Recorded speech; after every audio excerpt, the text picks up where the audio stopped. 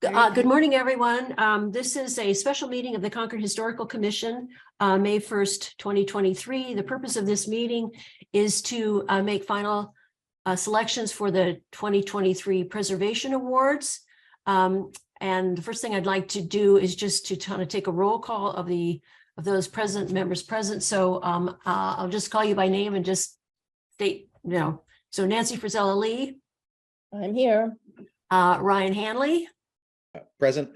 Nancy Nelson. Unmute.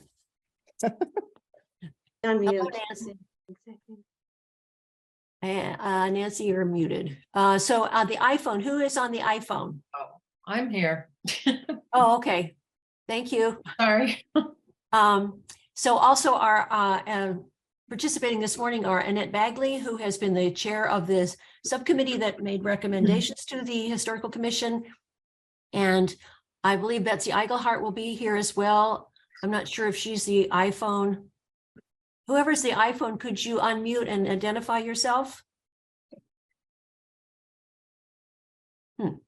Maybe Michael. Maybe they're not quite there yet. At any rate, Ann Clifford, who normally would be with us, is not feeling well, so she's home. And Elizabeth Hughes kindly hosted us. So I'm just going to turn it over, if it's okay, to you, Annette, to lead us through the nominations. Okay. Here we go. Sure. I hope everyone has a copy of the recommendations that we sent over, or Melissa sent yesterday. I know it was a little late in sending it, but we definitely have we had a meeting, a very successful meeting, very thoughtful meeting at Ryan's house last week, and I believe we came up with some very good awards. And there was a very impressive.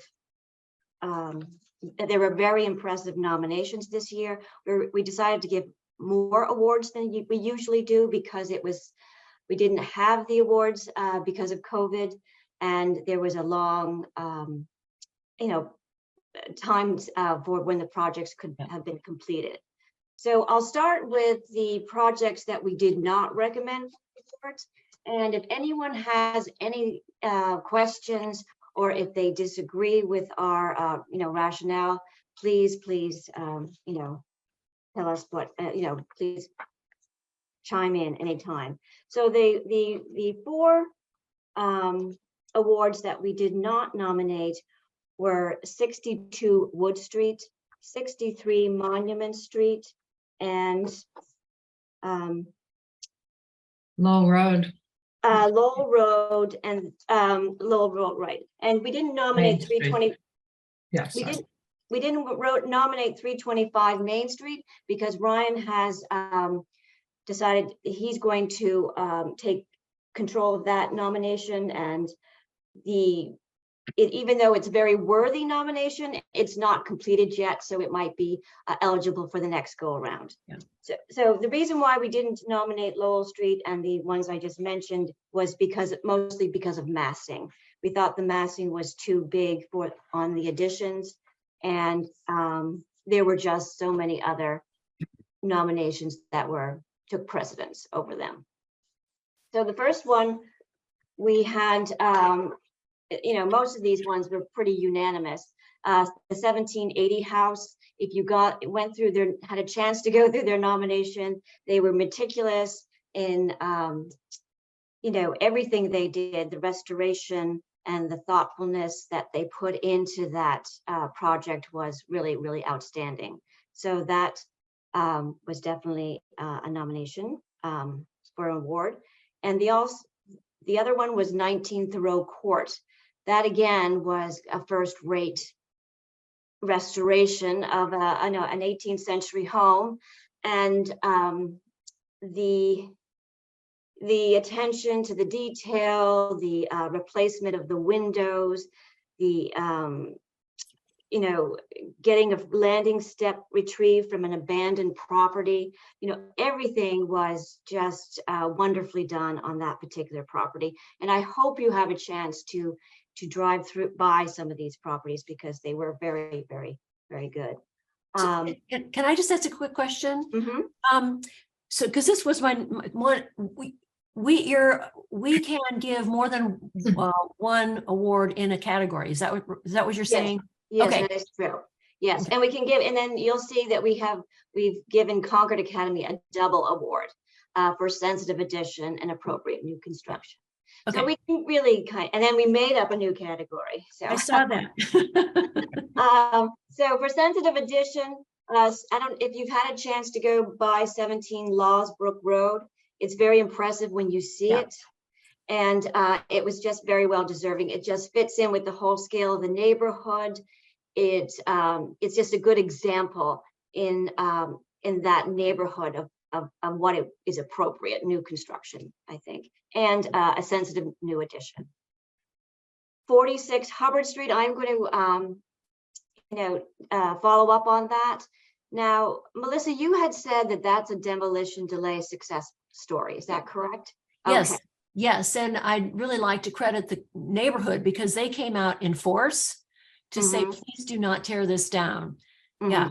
So, I mean, some may quibble with how they rehabilitated the house, but I feel very strong. I mean, I'd like to Yes. acknowledge and recognize what Yes. these folks did. I do too. And my understanding was that the neighbor bought the house.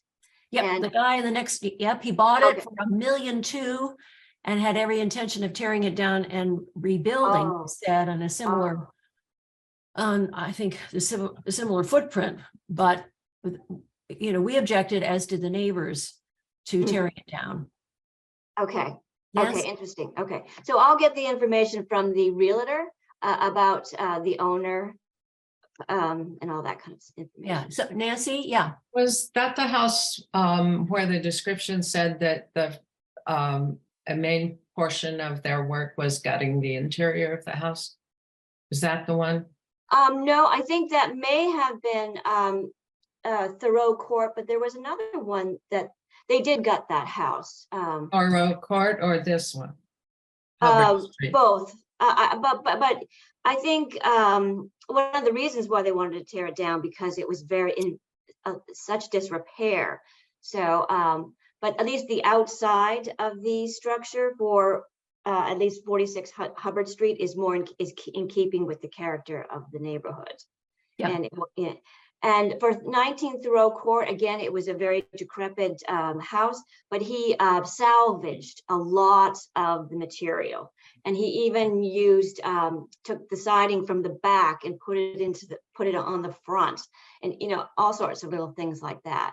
That's Thoreau Court, right? Yeah, I think we came to the conclusion in our discussions that the work was good. The choice of language of having used the term gutted was unfortunate because actually he deserves much more credit than he's giving himself there because of the commitment to the salvage. Also, can I just add, since we're on 19th Thoreau Court, Yes. this convinces me of the importance of this, of awards like this. I not only appreciate the fact that he did such good work, but I'm not even sure, just on the basis of the application, that the owner knows the historical significance of that particular property. They know that it's a relocated 18th century building, but it's a fantastically important part of the original yellow block house that was here on Lexington Avenue, which housed a number of workers. The first Catholic mass was in Concord, was said in the house. I mean, a really remarkable history there. And I'm hoping to get in touch with the owners so that we can recognize the history of that particular house at some point in time. So I think that just the symbiosis between recognizing the work that's done, but also broadening the historical education of owners, I think is phenomenally important. So I'm very glad that we have a big catchment for all of these different projects here, so many of which are really, really great. That's great. Yes, I agree. That's terrific. Let's see, we're going on to the Lorenzo Eaton House. That was, again, hands down, everyone loved that project. It was nominated in a couple of different categories. We decided to put it into sensitive addition. The addition blends in beautifully and complements the main house. Yeah. Even though small changes were made, it just blends in. And that's the one on Monument Street. Yeah. Yes. I was having a hard time going between the names that we have in the list. and the names Oh. that were posted, so. Oh, I okay, I'm didn't sorry get about to that. check double check all the things Yeah. I wanted to this morning. Okay. But we Yes, can because fix that 19th easily. Row Court was Robert Young's, and all that kind of thing. Yeah, I figured that Yeah. out finally. Let's see, 70 Monument Square is winning an award. It's not honorable mention. I don't know if you, it might say honorable mention, but it is, we did change that to having a full award. There was, again, there was a lot of back and forth with the Historic District Commission. And I think the project ended up being as well, very well directed, and it was very successful. Do you want comments on projects as we go along? Yes, please do. I would just say that the green terracotta roof tiles are not the exact replicas as we were told they would be. They're very different, actually. They're the same color, more or less. Most people wouldn't notice, but they are different. The original ones had a curvature to them. They were more subtly green. And the other thing we're checking, I'm asking CPC to check, because my recollection is that when we funded the roof project, there was a town council memo about how we could fund church-related projects. And there was some discussion that the rectory sign would go around the side door and not be visible from the street. And the crosses are still there, so it's clearly a religious. So that's not necessarily, I think it turned out well. More or less, most people won't notice that the roof is very different, but just to keep in mind, some of these projects, need verification of some things, that's all. Right, well, we debated a lot on that particular project. Peter Noble was, he was involved in the HTC when this project was in full force. And I think part of his rationale was, they kept coming back. They kept coming back to the HDC, and we kept making recommendations. And he wanted to acknowledge the fact that they were working with the HDC to try and correct things that the HDC thought needed corrected. So, the project wouldn't be the same if it wasn't for the HDC. Yeah. Of course, by the just pointing out, Nancy, what you are asking about is adhering to a CPC recommendation or. But it all is integrated, because they come before the historical commission. They did come before CPC. HDC. I'm just pointing out. Maybe it's worth reaching out to them or the HDC about the two things. One, about the location of the sign. Well, the sign is really big. Oh, I know. Sometimes I'm not totally sure what the rationale is for approving changes in the historic district, but that was surprising as well. Okay, but But anyway, that's really not what we're talking about. this preservation awards, I think, need to stand alone. Yeah, no, I agree with you. Yeah. Okay. Well, that's interesting, though. All right, the Colonial Inn, the paint, it was nominated for the new color of the paint. And Ryan recognized that there's still one area of the building that is not painted. I'm sorry, it just is every day when I walk the dog, I notice the shed dormer on top that's unpainted, and I keep mentioning to the people, I'm now becoming an eccentric pest in town, but I hope it's just an oversight, but they haven't rectified it yet. There's many of us. Yeah, so we gave them, this was Betsy's recommendation, which I thought was a good one, Preservation Maintenance Award. New kind, because it just wasn't.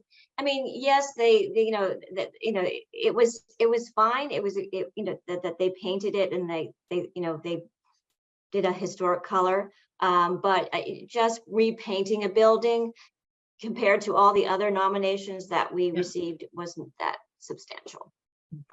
No. I know.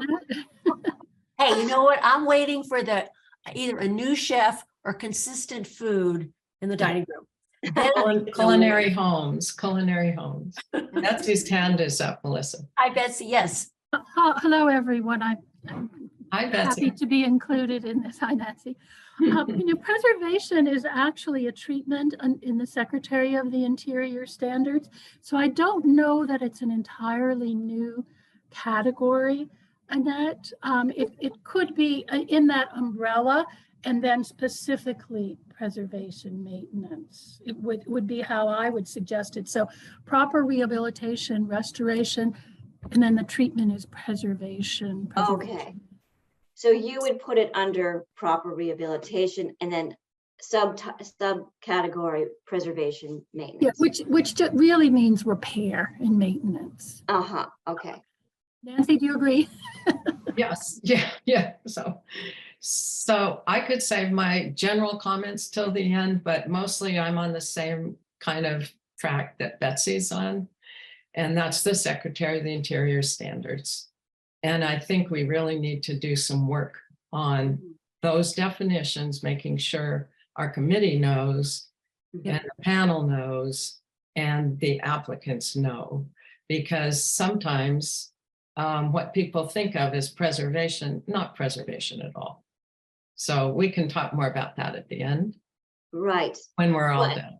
Well, proper rehabilitation is definitely, I don't think, it's the secretary. This is a general comment. Yeah, sure, definitely. And I'm sure most people are aware. Appropriate new construction going on is, we chose the Hollowell Farm. Obviously we couldn't go see the property because it was, it's very private. They were also nominated in two other categories: landscape preservation and a sensitive addition. We decided to give them one award, appropriate new construction, because we thought the barn blends into the surroundings when we saw the pictures. It's very nestled in an outcrop hill. So we gave them, we thought they deserved a award for appropriate new construction. So I have a question on that. They didn't tear down the house, existing home. I thought there was. No, they did not tear it down. It looks quite different from the historical pictures. Yes. It just does. So we did not give them an award for sensitive addition. It just because it was just too hard to tell by the pictures. Some of the pictures were very old. Yeah. But you could see it during construction also, and we just didn't feel, based on the other nominations, that it was as deserving. Okay. And the landscape preservation, it's on a beautiful piece of property, but again, there wasn't that much we felt was done to the landscape to make it win award. It was just beautiful as as is, as a piece of property. They get credit for not ruining it. Yes. So we decided for the Life Achievement Preservation Awards, Friends of Sleepy Hollow were nominated, and Concord Academy. And our idea was that it typically we were thinking of having it, awarding it to a person and not an organization, but it's not to say that we can't give it to an organization down the line. But we decided to give Concord Academy a double award in appropriate new construction and sensitive addition. And they definitely have done a wonderful job on the streetscapes. They were nominated before for the brick, replacing the asphalt with brick and the iron fence, and the two buildings that they added to their campus were just very well assimilated. Yeah, they've been very sensitive, I think. Yeah. Yes, they really have. been good partners to this town and to a lot of the organizations in town. They really have. It's beautiful. But I mean, to give them a lifetime achievement award, I mean, they did, have some buildings that were in the 70s, that weren't as sensitive and things like that. So, so that's what we ended up doing. And It's probably better to have that be an individual. I think so. Yeah. Yeah. I think that's Agreed. I think, and again, Friends of Sleepy Hollow Cemetery, I think, well, you know, we decided it was much more appropriate for that to, we wanted to certainly recognize them. And then Betsy, you can talk about Friends of Minuteman and Friends of Sleepy Hollow. Sure. Well, Nancy, jump in on Friends of Minuteman. Okay. Their nomination specifically focused on the Buttrick House landscape, which is really an important component of the development of that property in what we could characterize as the country place era, which is a whole, a main house, an interior, as well as a landscape component. The house and the interior are still there. The landscape had really suffered through the years. So Yeah. I think that the recent, there have been a couple of efforts there with relaying the hardscape, which Nancy, you may recall, Milan was involved with. And then most recently with a more comprehensive hardscape and also planting under the, through the Friends of Minuteman, in conjunction with park staff, particularly Margie Coffin Brown, Nancy, as you know, who is a landscape architect. And I think it really completes the experience of that property, and it's open to the public, which I think is a real plus about this. And I think they deserve it for all of their effort there, and what will be continuing effort, I would imagine, to maintain it.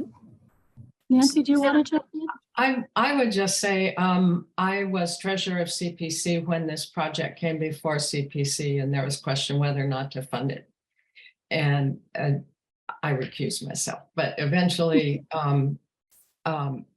it was funded, and I did check in my role as treasurer on this project as it was going along. This is a model project in terms of adhering to the Secretary of the Interior standards. And I would say the one thing that that I want us to pay more attention to are those standards and guidelines.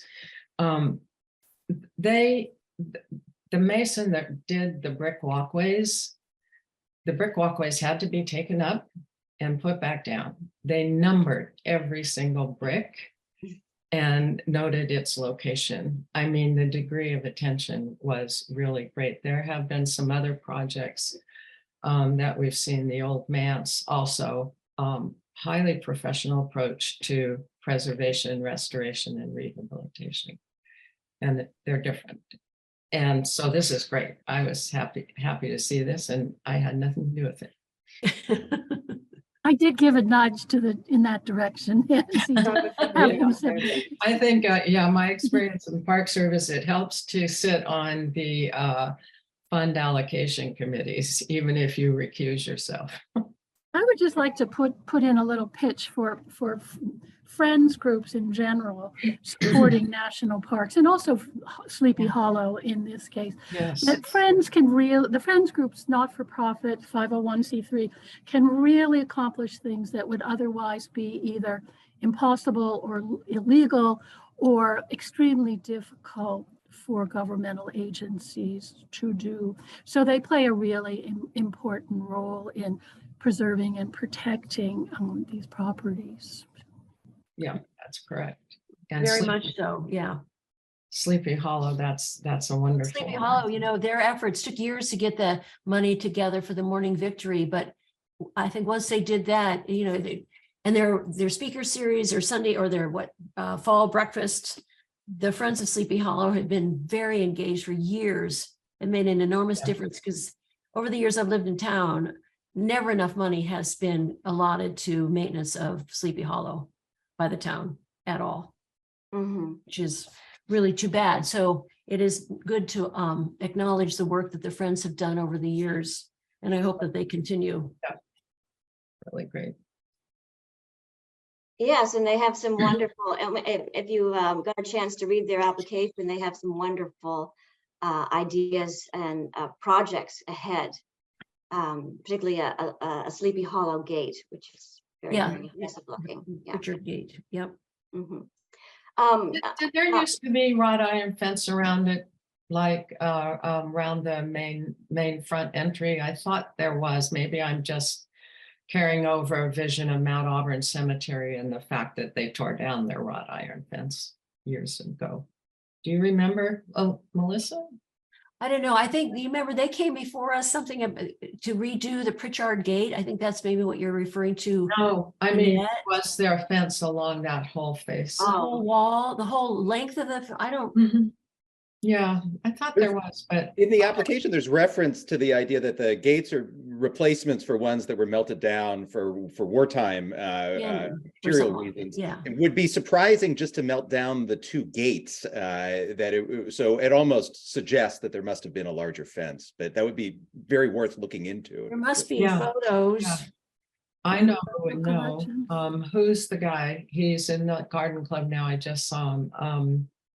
His name will come to me. Anyway, you know him, Melissa, I think. You mean He's the Friends of Sleepy Hollow person. Kevin No, Podzik? Kevin, he's the president of it. no, this is Rod Rydell. Oh, right. Rod Oh, sure. Rydell. Rod Yeah. Rydell. Okay. I don't know. Okay. Well, actually, Nancy, I remember the town coming before when I was on the historic commission, when they wanted to replace the fence with the granite posts that's there now, the granite post with the Yeah, yeah. and they actually got cues from Mount Auburn when they replaced that fence. I think it was They got what? they took their cues from Mount Auburn Oh. Cemetery. So they did their research. Actually, the Public Works did their research. We were very, very impressed with the person from, I can't remember his name. He came before our board and presented this idea of it was a terrible looking fence. It wasn't an iron fence. It was just a yucky fence that they wanted to replace, and it was there for a long time. It was Was this from along that whole face? yes. Mount Auburn Cemetery one day just took out all of their wrought iron fence and took it to the dump. Oh, really? Oh, God. You Yeah, know, the it other was person that occurs to terrible. me is just talk to Tish Hopkins. Tish has worked there since Oh, she was she's born. been amazing. Yeah, yeah. so she would know. Mhm. So, okay. Anyway, we'll look into that. Okay, so Melissa, I'd like to ask you to kind of elaborate on your nomination for us. Well, I can't elaborate. I hope all of you read I wrote up a narrative recommendation about Shirley Blanca. I have to honestly admit, I have never met her, but I have lived in Concord since 1982, and I heard of her when I first came. She was, that was, God, 40 some years ago, but she had come to live in Concord, I think maybe about 50 years ago, and has been very involved with particularly the Concord Museum and doing excavation and archaeological research for Native Americans. Elizabeth, you have your hand up. Maybe you know more than I do. No. I have to jump I'm- off now for a meeting at 9, so I just wanted to apologize. Oh, okay. So we'll know what we're doing. Yeah, you guys. Just should be finish it when we're all done. set. Okay. Okay. Well, I got the airplane. Right. At any rate, Shirley is highly trained. She studied first at the University of Cambridge in England, came to the United States, studied at Harvard, and got her PhD at Boston University. She has done an enormous amount. She's published many, many articles about archaeology. She's 89 years old. She is still active. Recently, some of you may have gone over to the old manse where they were doing pest pits. And I went over one afternoon and talked to the young fellow who's there, and he said, oh yeah, Shirley was here yesterday. So she's still very involved with this work. I was hoping to get some more information from David Wood, who has certainly worked with her, David being the curator at the Concord Museum. A lot of the arrowheads and various artifacts that Shirley has identified and had already been researched before, starting with Henry David Thoreau, are at the Concord Museum. I don't know how, someone who has completely devoted her life to archaeology, to preservation, I think deserves an award. She has done so much for town of Concord. I've never met her, but I don't think that should matter. Does she know that she was nominated for an award? I don't think so.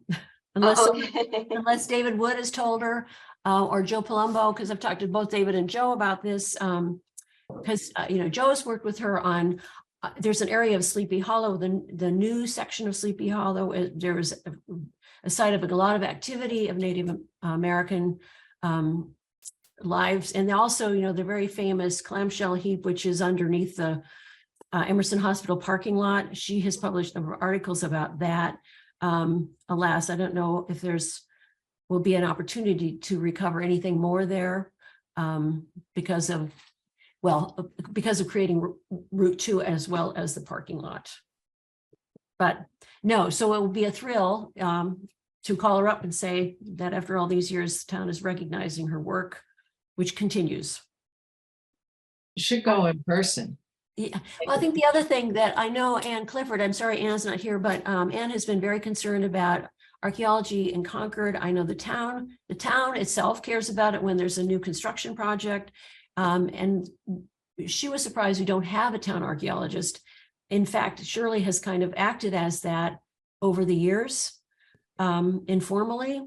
So I just think it's also a nice thing to acknowledge the importance of archaeology in this community. Mhm. Yes. Well, I think definitely. last night I was reading your bio of her, and when I realized that she went to Cambridge, I lived in Cambridge for a long time, and I remember when I first moved here, I don't know where I met her. I remember her telling me she was an archaeologist working at the museum, and she was British. So I'm thrilled because I went to University of Cambridge to do my dissertation, and she went to the same college that I went to. So I can't wait to meet her now. The other thing I just think is wonderful. She grew up in what's something like 10 miles from where Peter Bulkley came from. Yes, It's also kind of a nice tie-in. right. So I think she's very deserving of this. So that sort of wraps it up. If there's any more questions, if you disagree with any of our nominations, let us know. But basically, it's up to the committee now to vote on whether they want to award these specific, nominees. So, okay, so I would ask, Betsy, you have a question or? Yes, thank you, Melissa. Annette, I just wanted to clarify, is Sleepy Hollow going into landscape preservation? It's not lifetime achievement, correct? Yes. Okay, I think that's what we decided. Yeah, I just wanted to make sure everyone Yes. was clear about Yeah. Yes. Well, other comments from folks from the Historical Commission? I just have one, a couple questions. One, I know Nancy, because we've talked a lot about the Secretary of Standards being better understood, not only by members of the commission and the HDC, but anyone who is doing any kind of preservation or rehab or restoration work, that they really understand what it means. Because, Nancy understands it better than I certainly do. I just, And Betsy. and Betsy. So one of my questions about a home, for example, say 325 Main Street, does our evaluation include what they've done to the interior? Because we're not going inside these buildings, so it's really just the exterior treatment. Yes, right? it is. Yes. Okay, because So the question is, that's a good example. All of the exterior clapboarding was taken off that house. The roof was totally replaced. Windows were totally replaced, which seems to be something that HDC approves all the time. And it's against their guidelines, and it's certainly not in line with Secretary Standards, some of these things. So some of the things that people generally categorize as preservation or restoration, even worse, is not. yeah, I don't know what you might call it. Well, I think, I'm sorry. So I think we have to be careful how we use that language, because I'm hoping HDC will be more cognizant of the Secretary Standards as well. I wanted to make a formal proposal, actually, just thinking ahead for future years, whether we might append to the application the short version of the Secretary's standards, because there's, of course, book length documents, but there's also the bullet point Yes. version of 14 of them. So I think that it would be, as a precedent moving forward, first, making sure that as part of the application sheet that the homeowners or others preparing the applications are aware of those, and that we're going to use those formally in our judgments. But also, just more generally, I think that, as we all agree, having those in as many people's hands as possible is a good thing. Yeah. And so they might well already be on the either the Historical Commission's or the HDC's website. But if they're not, I'd very much encourage Yeah, us. they are. HDC's website, but not on ours. I Yeah, think they are. You can, are they? I don't think so. well, Anyway, I'll look. I thought 'cause- Ann put them on there. They're in there, supposed to be in there somewhere. Okay, I know she said HDC, but I wasn't sure about, I didn't see it on our page, but I had I to think look. for that's the a good idea. nominations, too. It's a good idea to add them to the nomination form, and so it's we emphasize it over and over again also. And think about some criteria for decision making too, I think, so they know ahead of time. Well, yeah. Well, we're giving out awards. Well, there is, I mean, there is criteria, but maybe you're just saying maybe we should I mean, that's something that every member of the Historical Commission should review. What there is criteria on the sheet. Yeah. So On, that, on which sheet? You're talking about the application? yeah, the We're getting- application. We're getting off the vote right now, but. No, we are a little bit. I'm just Yeah. asking for comments because I just think, Yeah. you know, this, it's been a few years since we did this. I gotta thank Annette and the folks that, you know, you originated these in 2016, right? And it's been several years since we've held them. So I think, you know, people drift. So this is an opportunity to Mhm. focus. Well, Yeah, I think, and- Since I we're think doing I'm this- sorry. Yeah, no, I just wanted to also add that as we start moving forward, the one question that was in my mind, and that has come up briefly, is the degree to which interior fabric questions will be evaluated as part of the application. Would it be feasible or possible? I mean, as part of the application, that the homeowner could invite in for a site visit members of the award committee or the historic commission? I mean, it seemed to me to make sense that this is a big part of the award, and it really can't be assessed without actual examination. And while I know that not every homeowner wants strangers traipsing through their house, I think it would be a legitimate thing, at least to open up if homeowners wanted to have an inspection as part of their evaluation. Or interior photos if they really. Or photos would also be appropriate. So, I mean, so I read the list, I would assume just apply to proper rehab restoration, because that I'm to me sorry? is, well, as one of the six, we have 6 categories, perhaps 7 if we do, well, 6 categories, because the preservation maintenance is now going to be under proper rehab, right? mhm. And that, to me, rehabilitation restoration means something quite specific under the Secretary's standards. And so in those instances, particularly when it's a home, Ryan makes as a good suggestion that we could, if they really want to win in that category, they would need, we'd need to consider what they've done on the inside. Right? Okay. I mean, that's, Maybe we could also think about how to, without drastically altering the category titles, we could align it more with the Secretary of the Interior's language for the treatment of historic properties and landscapes. Because if you look at, for instance, the 1780 house as a whole property, this is a different issue. We're not doing that now. But if you look at it as a whole property, it's incredibly gussied up over what the historical appearance of the outside of that building was. Yeah. So.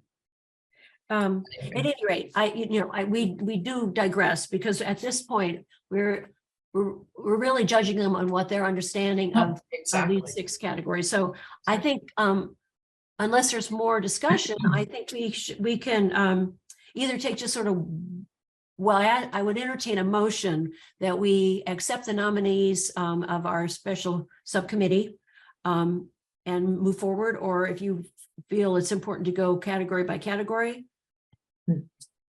I would make a motion for the whole slate. Is there a second? Second. Okay, thank you. So that makes it easier. So all in favor of the nomination for the 2023 Preservation Awards, please state your vote. Nancy, I, Ryan, Aye. Melissa, aye. And Nancy Frizella, you don't get to vote on this one. You could, one of them missing. I just, can I say one last thing? I think it's absolutely amazing, the quality of the applications Mhm. across the board. One of my favorites was the Lowell Road one because it adhered so closely.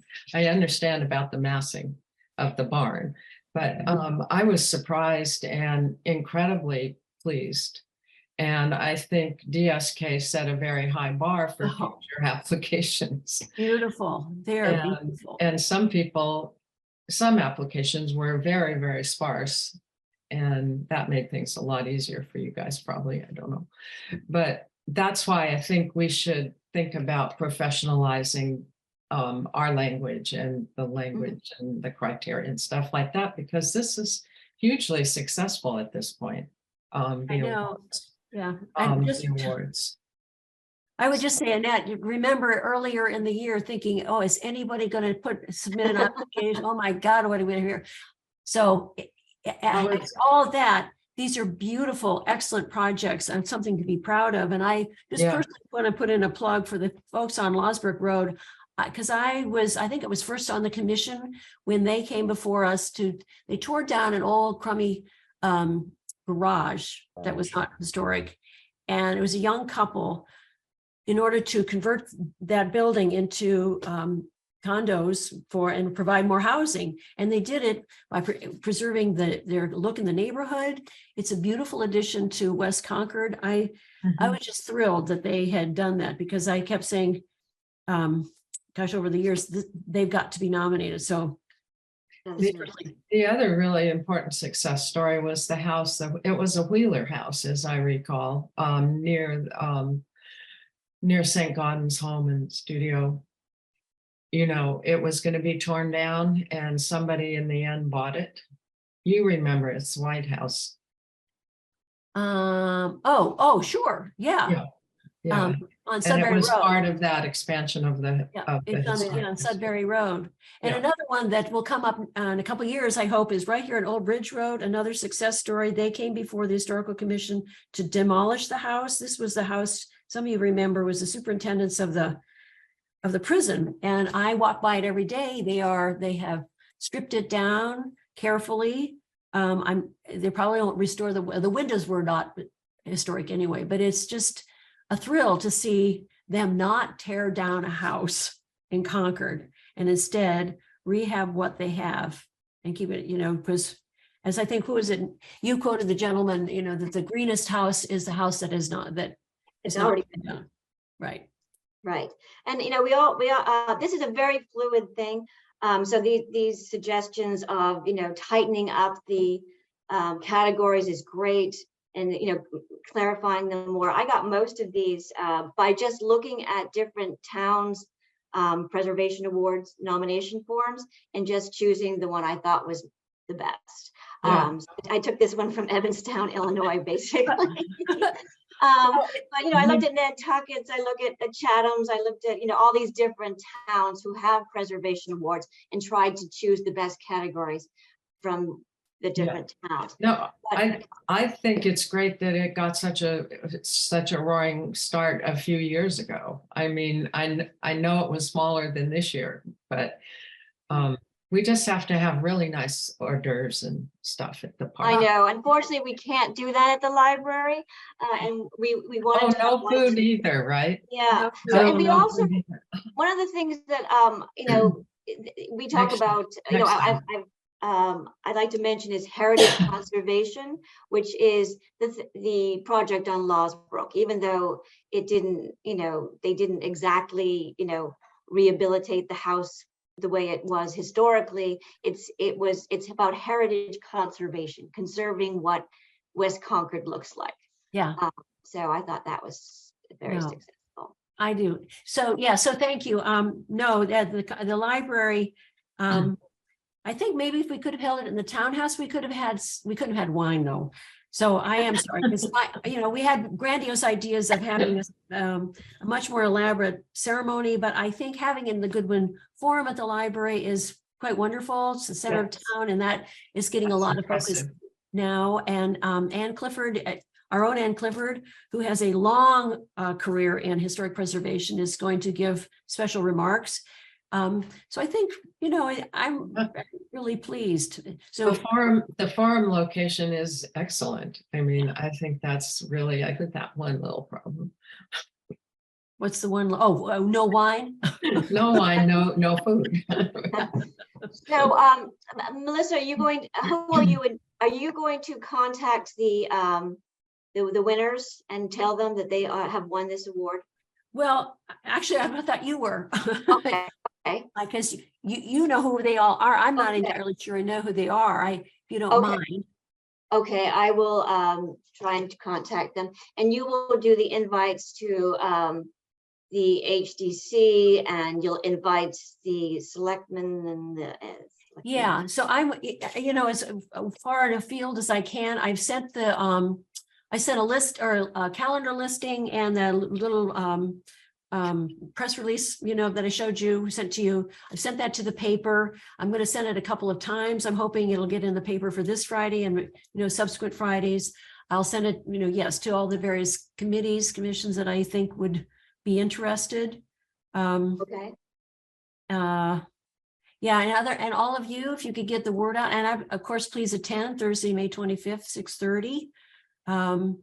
We are hoping, we have a good group of people, particularly, because it helps that we have as many nominees as we have because they'll come, but it would be nice to have a good crowd. Friends and family. Yeah. And then, do you know Shirley Blanky? Me?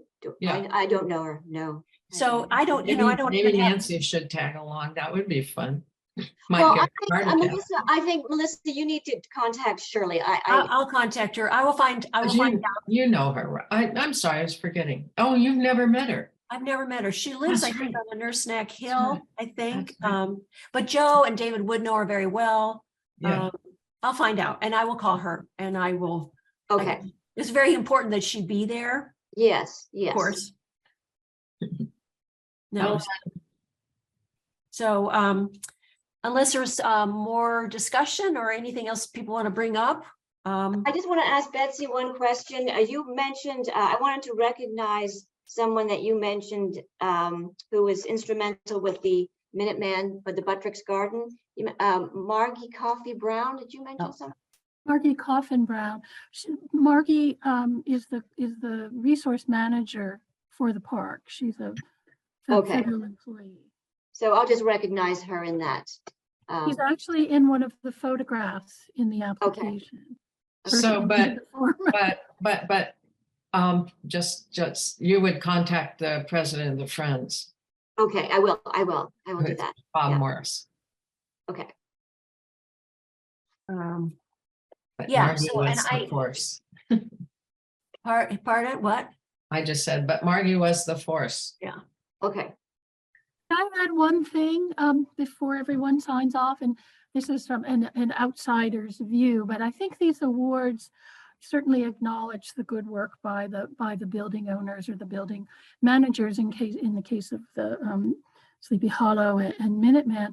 But I think it really underscores the hard work of the HDC and their nurturing and guidance in bringing these projects, getting them as good as they can be, I think is maybe the word, Zanette, you were looking for in our dilemma there about 70 monument, because they really come a long way under the hand of the HDC that I've been hearing in all of our conversations. And I agree, Nancy, that the town does a really good job in its preservation efforts. It could always be better. There could be fewer replacement windows, fewer replacement clapboards, but as a whole, it looks pretty good.